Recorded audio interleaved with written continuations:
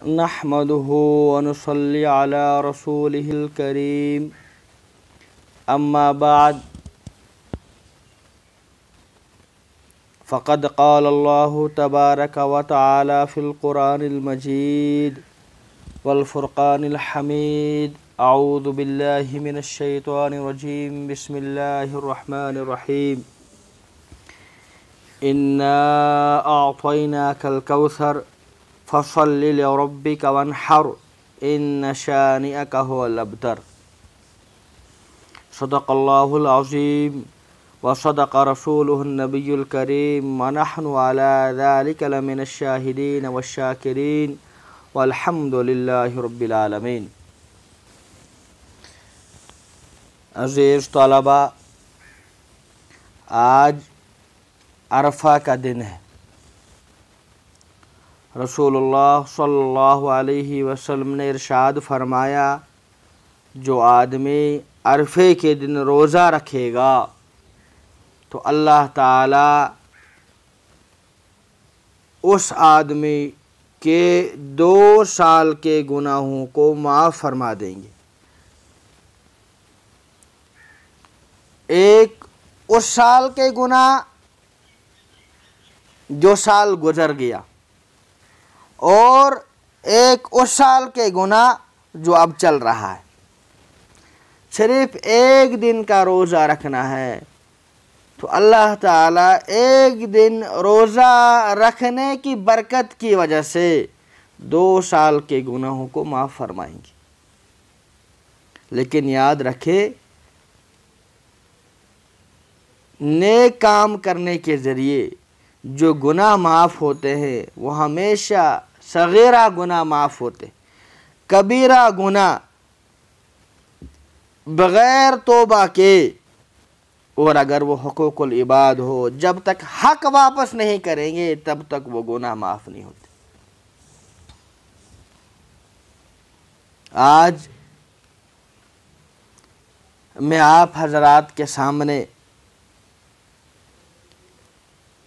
قربانی کے معنی، قربانی کے فضائل، قربانی کی تاریخ اور قربانی کی حکمت اور فلسفے پر مختصر روشنی ڈالنے کی کوشش کروں گا.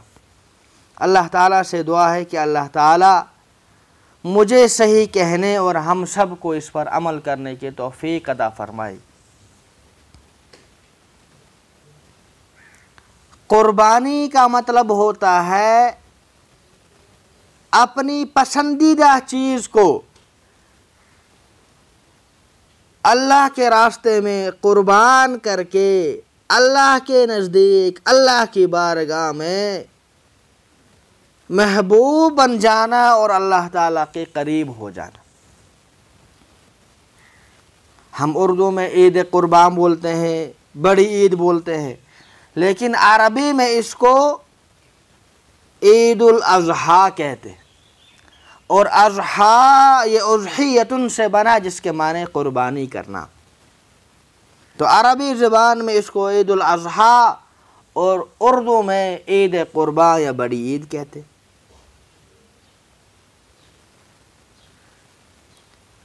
قربانی کی وجہ سے انسان اللہ تعالیٰ کی بارگاہ میں محبوب ہو جاتا ہے، اللہ کے قریب ہو جاتا ہے، شیطان سے دور ہو جاتا ہے.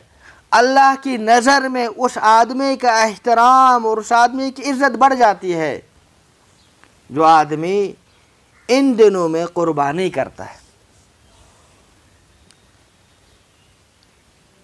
رسول اللہ صلی اللہ علیہ وسلم نے حضرت فاطمہ رضی اللہ تعالی عنہا سے فرمائے، فاطمہ قربانی کا وقت اپنے جانور کے سامنے رہا کرو، اس لیے کہ جب قربانی کے جانور کو ذبح کیا جاتا ہے، قربان کیا جاتا ہے، تو خون کا قطرہ زمین پر گرنے سے پہلے ہی وہ اللہ کی بارگاہ میں قبول ہو جاتا ہے،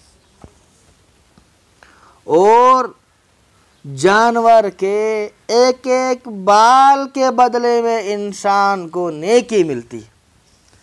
اب ایک آدمی اگر 10-15 ہزار کی ایک بکری خرید کر یا ایک بکرا خرید کر اللہ کی بارگاہ میں قربان کرے گا تو ایک بکری یا ایک بکرے کے اوپر کتنے بال ہیں انسان اس کو شمار نہیں کر سکتا، اس کو گن نہیں سکتا۔ تو انسان کو صرف ایک جانور کے بدلے میں اتنی نیکیاں مل جائیں گے کہ انسان ان نیکیوں کو شمار نہیں کر سکتا۔ یہ اللہ تعالیٰ کا بندے کے اوپر، انسان کے اوپر احسان ہے کہ وہ صرف ایک جانور کو اللہ کی بارگاہ میں قربان کرتا ہے، گوشت خود بھی کھاتا ہے، اپنے رشتہ داروں کو بھی دیتا ہے، غریبوں کو بھی دیتا ہے، خود بھی کھاتا ہے، اور اس کے بدلے میں اس کو اتنی نیکیاں ملتی ہیں کہ جن کو وہ شمار نہیں کر سکتا۔ قربانی کی اہمیت کا اس بات سے اندازہ لگایا جا سکتا، رسول اللہ صلی اللہ علیہ وسلم نے ارشاد فرمایا، من کان لہ سعۃ ولم یضحی فلا یقربن مصلانا، جس آدمی کو اللہ تعالیٰ نے وسعت دی ہو، جو آدمی صاحب نصاب ہو اور پھر وہ اللہ کے راستے میں قربانی نہ کرے، تو اس آدمی کو چاہیے کہ وہ ہمارے عیدگاہ کے قریب نہ آئے۔ بتائیں کیا کسی مسلمان کو عیدگاہ آنے سے روکا جا سکتا ہے؟ نہیں روکا جا سکتا ہے۔ عیدگاہ میں تو کسی بھی مسلمان کو آنے کی اجازت ہے۔ عیدگاہ سے دور تو وہی رہے گا جس کو دین اسلام سے کچھ لینا دینا نہیں ہوگا، جو نعوذ باللہ من ذالک جوز ہوگا، جو کرسچن ہوگا، یا نعوذ باللہ من ذالک مشرک ہوگا، وہی تو عید سے دور ہوگا، وہی تو نماز سے دور ہوگا۔ رسول اللہ صلی اللہ علیہ وسلم نے فرمایا کہ جو قربانی نہ کرے حالانکہ اس پر قربانی واجب ہوتی ہو تو وہ ہمارے عیدگاہ نہ آئے۔ مطلب یہ کہ نعوذ باللہ، اللہ کی پناہ، اللہ بچائے، نعوذ باللہ من ذالک وہ مسلمان ہی نہیں ہے۔ اس حدیث پاک سے قربانی کی اہمیت کا اندازہ لگایا جا سکتا ہے کہ قربانی کتنا ضروری ہے۔ اور اگر ہم قربانی کی تاریخ کو دیکھیں تو قربانی کوئی آج سے نہیں بلکہ جب سے یہ دنیا بنی ہے تب سے لوگ قربانی کرتے آئے۔ سورہ مائدہ میں اللہ تعالیٰ نے ارشاد فرمایا، وَاتْلُ عَلَيْهِمْ نَبَأَ بَنِي آدَمَ بِالْحَقِّ إِذْ قَرَّبَا قُرْبَانًا فَتُقُبِّلَ بِأَحَدِهِمَا وَلَمْ يُتَقَبَّلْ مِنَ الْآخَرِ۔ حضرت آدم علیہ نبینا علیہ الصلاۃ والتسلیم کے دو بیٹے قابیل اور حابیل نے اللہ کے راستے میں قربانی کی، تو اللہ تعالیٰ نے حضرت حابیل کی قربانی کو قبول فرمایا، لیکن جو قابیل تھا اللہ تعالیٰ نے اس کی قربانی کو قبول نہیں کیا۔ اللہ تعالیٰ نے حضرت حابیل کی قربانی کو تو قبول کیا لیکن قابیل کی قربانی کو قبول نہیں۔ کیوں؟ اس وجہ سے کہ قابیل حضرت آدم علیہ نبینا علیہ الصلاۃ والتسلیم کا نافرمان تھا، اس کے دل میں لالچ تھی، اس کے دل میں حسد اور بغض تھا۔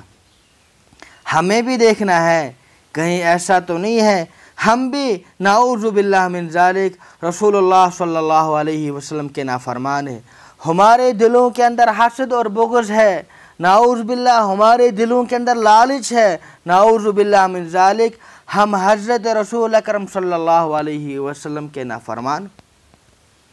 اگر ہم رسول اللہ صلی اللہ علیہ وسلم کے نافرمان ہوں گے یا ہمارے دلوں کے اندر حسد اور بغض اور لالچ ہوگی، یا ہم نعوذ باللہ من ذالک حرام مال سے قربانی کر رہے ہوں، ہم رشوت پکڑ رہے ہوں، ہم حرام مال کے ذریعے قربانی کر رہے ہوں، ہم اپنے مسلمان بھائی کو دھوکہ کے ذریعے اس کو دھوکہ دے کر اپنے پیسے کما رہے ہوں، تو وہ پھر ہم بعد میں قربانی کریں گے، ایسی قربانی اللہ تعالیٰ کے بارگاہ میں قبول نہیں ہوگی۔ جس طرح قابل کی قربانی قبول نہیں ہوئی تھی، اسی طرح نعوذ باللہ پھر ایسی صورت میں ہماری بھی قربانی قبول نہیں ہوگی۔ ہمیں قربانی کرنے سے پہلے یہ سوچنا ہے ہماری آمدنی جو ہے وہ حلال ہے کہ نہیں، کہیں ایسا تو نہیں ہے ہم نے اپنے مسلمان بھائی کو دھوکہ کہ دے کر یہ پیسے کمائے ہیں، یا ہم نعوذ باللہ من ذالک رشوت لے رہے ہیں، نعوذ باللہ من ذالک جو عہدہ ہمیں دیا گیا ہے اس عہدے کا غلط استعمال کر رہے ہیں، جو اللہ تعالیٰ نے ہمیں ذمہ داریاں دی ہے ہم ان ذمہ داریوں کو ادا نہیں کر رہے ہیں۔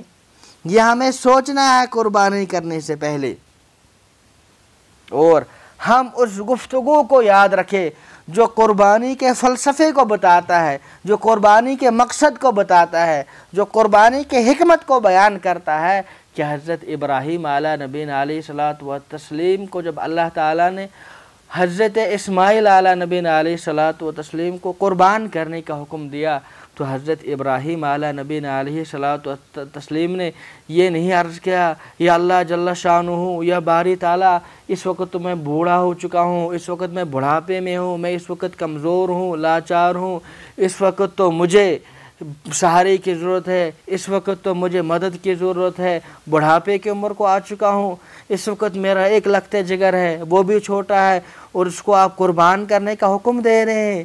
یہ کون سی عقل مندی کی بات ہے، یہ کون سی دانش مندی کی بات ہے؟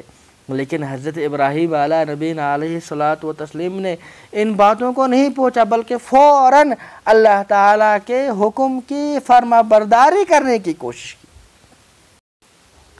تو اسی طرح حضرت اسماعیل علیہ نبینا علیہ الصلوۃ والتسلیم نے بھی فوراً کہا، اے ابو جان اگر آپ کو اللہ تعالیٰ کا حکم ہے، اگر اللہ تعالیٰ نے آپ کو حکم دیا ہے تو فوراً آپ وہ کیجئے جو اللہ تعالیٰ کا آپ کو حکم ہوا ہے، آپ مجھے قربان کیجئے اور آپ مجھے پائیں گے کہ میں صبر کرنے والا ہوں گا، میں اللہ کی کبھی نافرمانی نہیں کروں گا، میں آپ کی نافرمانی نہیں کروں گا۔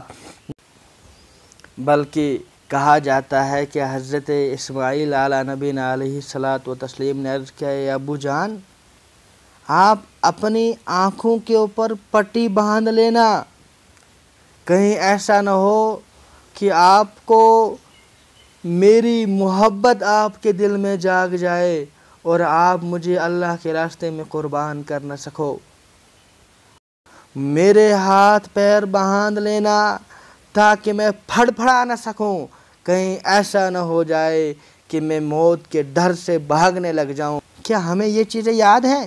حضرت اسماعیل علیہ نبینا علیہ الصلوۃ والتسلیم تو یہ پوچھ سکتے تھے، اے ابو جان آپ تو بڑھاپے میں آ چکے ہو، کہیں ایسا تو نہیں ہے آپ کا نعوذ باللہ من ذالک دماغی توازن خراب ہو چکا ہے، اب آپ کا دماغ کام نہیں کرتا ہے؟ کیا کوئی آدمی اپنے بچے کو ذبح کر سکتا ہے؟ کیا اللہ تعالیٰ ایسا حکم دے سکتا ہے؟ ایسا ہو سکتا ہے؟ یہ کون سی عقل مندی کی بات ہے کہ آپ مجھے قربان کر رہے ہو؟ اس وقت میں آپ کی مدد کروں گا، ماں اکیلی ہے اس کے کام آؤں گا۔ لیکن یہ چیزیں انہوں نے نہیں پوچھی۔ یہی تو قربانی کی روح ہے کہ ہم اللہ کے حکم کے سامنے جھک جائیں، ہم اللہ کے فرما بردار بن جائیں، رسول اللہ صلی اللہ علیہ وسلم کے فرما بردار بن جائیں۔ جب ہمارے سامنے قرآن اور حدیث کا حکم آ جائے تو اس کے بعد ہم عقل کو استعمال نہ کریں۔ جب قرآن اور حدیث کا حکم آ جائے تو ہم اس کے سامنے جھک جائیں اور یہ سمجھے کہ کامیابی اسی کے اندر ہے۔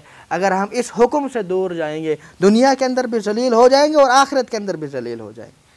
اللہ تعالیٰ نے حضرت ابراہیم علیہ نبینا علیہ الصلوۃ والتسلیم کو دنیا میں بھی کامیاب کیا اور آخرت کے اندر بھی ان کی کامیابی یقینی ہے۔ اسی طرح اگر ہم حضرت ابراہیم علیہ نبینا علیہ الصلوۃ والتسلیم، حضرت اسماعیل علیہ نبینا علیہ الصلوۃ والتسلیم کی طرح اللہ تعالیٰ کے حکم کے سامنے جھک جائیں گے تو ہم بھی کامیاب ہو جائیں گے، اور اگر ہم اللہ کے حکم کے سامنے نہیں جھکیں گے تو ہم دنیا کے اندر ذلیل ہو جائیں گے اور آخرت کے اندر بھی ذلیل ہو جائیں گے۔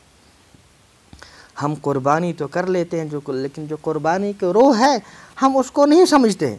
اذان ہوتی ہے ہم مسجد کو نہیں دوڑتے، جب کبھی فنکشن ہوتے ہیں، شادی بیاہ ہوتی ہے، اس وقت ہمیں اللہ کا حکم یاد نہیں رہتا، جب ہم کرسی پہ بیٹھتے ہیں اس وقت اللہ کا حکم یاد نہیں رہتا، جب ہم بزنس کرتے ہیں اس وقت اللہ کا حکم یاد نہیں رہتا، جب اذان ہوتی ہے تب اللہ کا حکم یاد نہیں رہتا، جب ہمیں صبح بیدار ہونا ہوتا ہے اس وقت ہمیں اللہ کا حکم یاد نہیں رہتا، جب ہمیں لباس پہننا ہوتا ہے اس وقت اللہ تعالیٰ کا حکم یاد نہیں رہتا۔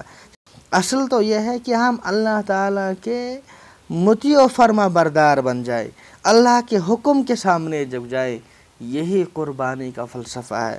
اللہ تعالیٰ آپ کو بھی اپنے اطاعت کی توفیق عطا فرمائے، اور مجھے بھی اللہ تعالیٰ اپنے اطاعت کرنے کے، رسول اللہ صلی اللہ علیہ وسلم کی اطاعت کرنے کی توفیق عطا فرمائے۔ والسلام علیکم ورحمۃ اللہ وبرکاتہ۔